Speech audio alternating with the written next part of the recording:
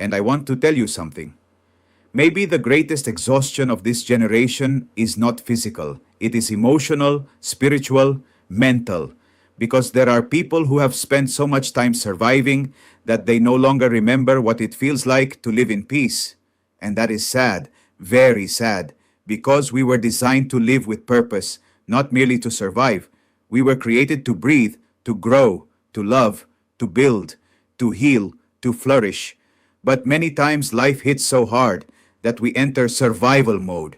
And if you have ever been there, you know exactly what I am talking about. That place where you are no longer living, you are simply surviving. You get up because you have to, you work because you have to, you smile because you have to, you serve because you have to, you keep moving forward because you have to, but deep inside, something no longer feels the same. There is fatigue, weariness, confusion, silence, emptiness, and perhaps the biggest problem is not that you are tired. The problem is that you have become accustomed to being tired. You have become accustomed to living drained. You have become accustomed to feeling anxious. You have become accustomed to functioning while broken. You have become accustomed to living without peace. You have become accustomed to merely surviving.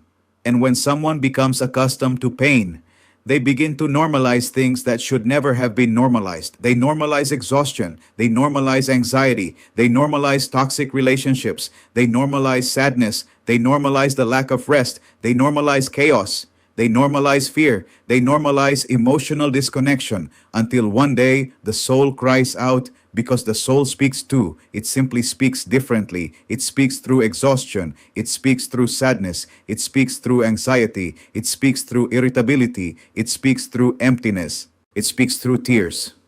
It speaks through extreme fatigue. It speaks through intrusive thoughts. It speaks through strange silences. And many times we misunderstand it. We think, I'm unmotivated. I'm lazy. I'm failing. I'm not praying enough. I lack discipline. I lack focus. But maybe you are not lazy. Maybe you are exhausted. Maybe you are not weak. Maybe you have been carrying too much for too long. Maybe you are not ungrateful.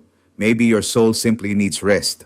And I want to pause here because this is important. Resting is not giving up. Let me say it again.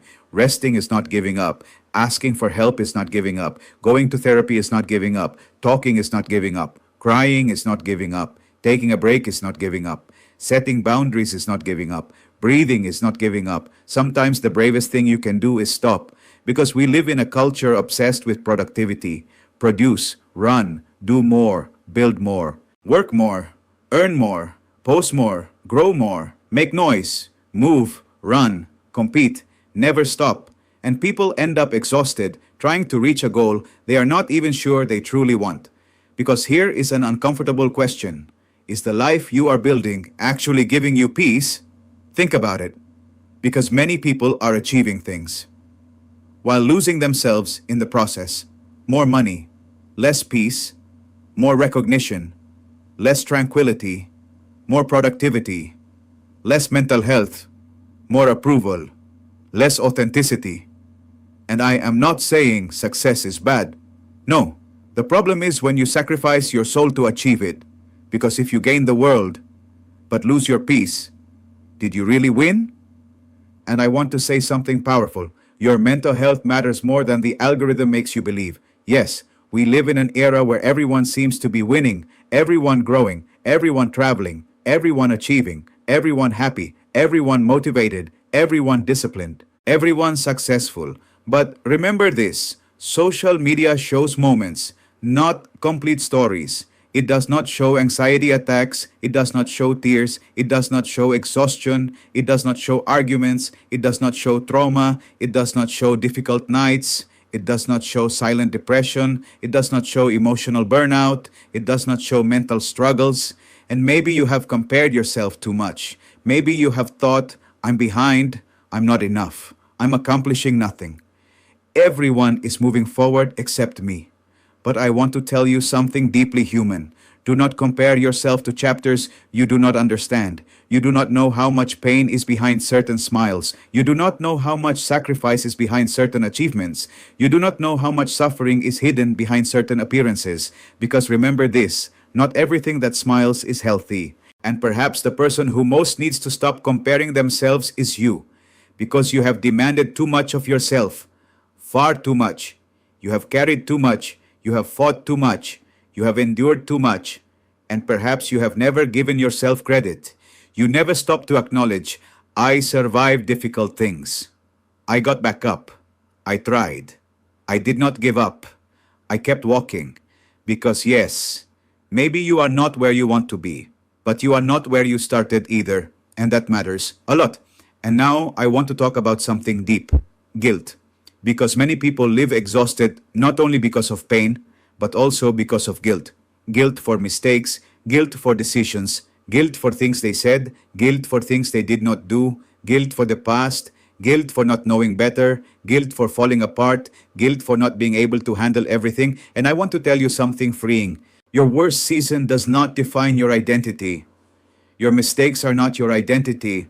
Your trauma is not your identity. Your anxiety is not your identity. Your failure is not your identity. Your exhaustion is not your identity. Your wounds are not your identity. They are part of your story, but they are not the end of it. Because yes, life breaks us, but it also rebuilds us. Life hurts, but it also transforms us. Life strikes hard, but it also matures us. And many times the wisest version of ourselves is born after pain, after exhaustion, after loss, after tears, after questions, after darkness. Because we learn things in pain that we never learn in comfort. We learn empathy, we learn depth, we learn boundaries, we learn humility, we learn faith, we learn discernment, we learn peace. We learn to stop running. We learn to recognize who is truly there. We learn to listen to the soul. We learn to value simplicity. We learn to value rest. We learn to value mental health. We learn to value honest conversations. We learn to value silence. And maybe someone needed to hear this today. Do not be ashamed of rebuilding yourself. Do not be ashamed of healing slowly. Do not be ashamed of taking it one step at a time. Do not be ashamed of starting over. Do not be ashamed of crying. Do not be ashamed of needing help. Do not be ashamed of not being able to do it all, because healing is not a straight line. There are good days. There are setbacks. There is exhaustion. There is invisible progress. There are tears. There is hope. There is frustration. There are small victories. And yet, you are still here. And that matters a lot, because someone needed to hear this. You survived things you thought would destroy you, and you are still breathing, still fighting, still believing, still trying, even tired, even confused, even moving slowly. You keep going, and perhaps that alone is already courage.